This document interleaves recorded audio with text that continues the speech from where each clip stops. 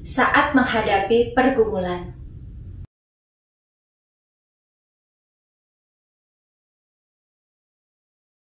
Bapak, Ibu, dan Saudara yang dikasihi Tuhan, dalam satu fase hidup kita pasti pernah mengalami pergumulan berat yang membuat kita sedih, menderita, sampai bertekuk lutut menaikkan doa-doa kita kepada Tuhan. Mungkin saat orang yang kita kasihi, pasangan, anak, orang tua, kerabat, dan sahabat sedang mengalami kesakitan, bahkan sampai meregang nyawa. Atau saat mengalami kesulitan ekonomi karena di PHK atau usaha tidak berjalan dengan lancar, sehingga keuangan keluarga terganggu dan mesti berhemat sedemikian rupa. Atau rupa-rupa pergumulan yang lain.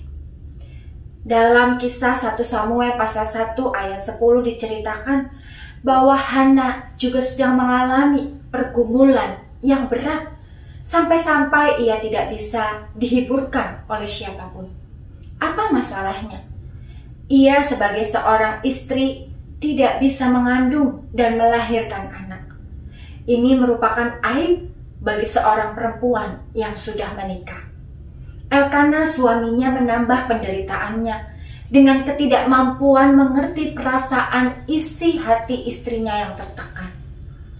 Di ayat 8 dikatakan, lalu Elkana suaminya berkata kepadanya, "Hana, mengapa engkau menangis dan mengapa engkau tidak mau makan?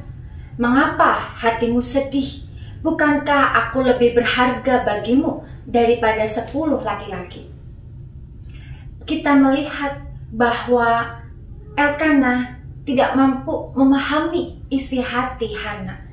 Padahal ketika kita sedang mengalami pergumulan, kita sedang bersusah hati, kita berharap bahwa orang-orang di sekitar kita bisa mengerti, bisa mendukung apa yang menjadi keinginan hati kita, bisa mengerti apa yang kita rasakan dan memberikan semangat.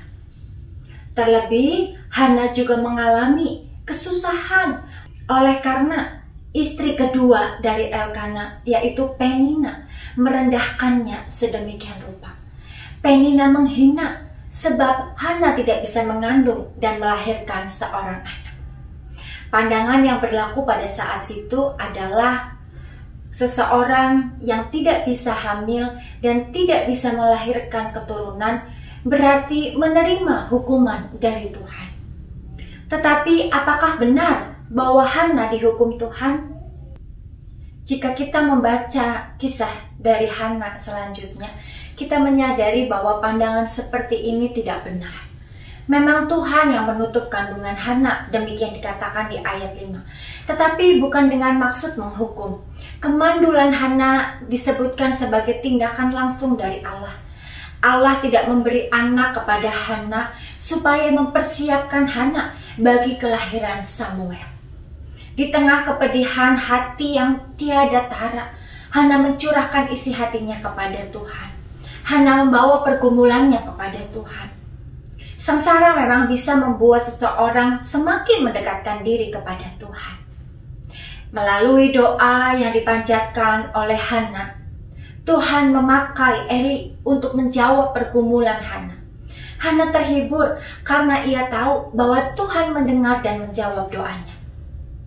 Bapak, Ibu, dan Saudara yang dikasihi Tuhan, tentu kita mau supaya kita membiasakan diri. Jangan tunggu persoalan datang baru kita mencari Tuhan. Biasakan diri mencari Tuhan, mencari kehendak-Nya, dan mengucap syukur atas semua hal yang Tuhan sudah lakukan bagi kita. Percayalah bahwa saat kita benar-benar bersandar kepada Tuhan, Ia dapat diandalkan dan jawabannya tidak mengecewakan. Bapak, Ibu, dan Saudara yang dikasihi Tuhan, dari cerita Hana, kita diingatkan kembali saat menghadapi pergumulan. Mari kita datang kepada Tuhan, mencurahkan isi hati kita, membawa pergumulan, dan berdoa sebab Allah adalah sumber pengharapan. Allah adalah Allah yang hidup dan yang memihak kepada keprihatinan umat-Nya dan memberikan apa yang diminta oleh umat-Nya. Dan mari lakukan bagian kita dengan baik untuk mengupayakan kebaikan. Percayalah bahwa Allah akan menganugerahkan tuntunan dan kekuatan kepada kita.